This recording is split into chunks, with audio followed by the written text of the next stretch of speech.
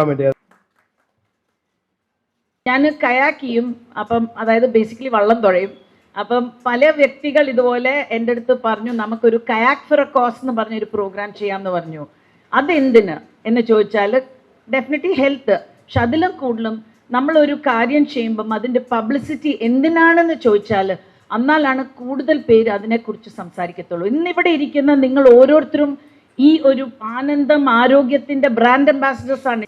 ആരോഗ്യവും ആനന്ദം ഇത് വളരെ ഒരു ഇമ്പോർട്ടൻ്റ് ആയിട്ടുള്ള കാര്യം. നമുക്ക് തുടക്കത്തിൽ തന്നെ കണ്ടുപിടിച്ച് എല്ലാവരെയും രക്ഷപ്പെടുത്തി മുമ്പോട്ട് കൊണ്ടുപോകണം.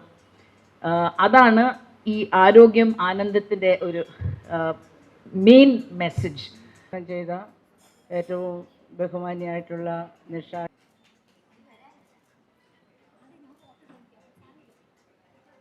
ഒന്ന് ചേർന്ന്, കാരണം ഒരുപാട് പേര് ഇതുമായി ബന്ധപ്പെട്ട് ബുദ്ധിമുട്ടുന്നുണ്ട്.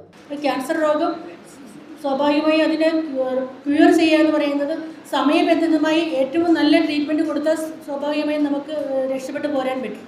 എനിക്ക് മൂന്നാം സ്റ്റേജിൻ്റെയും അവസാനമാണ് എൻ്റെ ക്യാൻസർ കണ്ടുപിടിച്ചത്. വലിയ ഒരു എന്താ പറയുക, ജീവിതത്തിലേക്ക് തിരിച്ചു വരും എന്നുള്ള യാതൊരു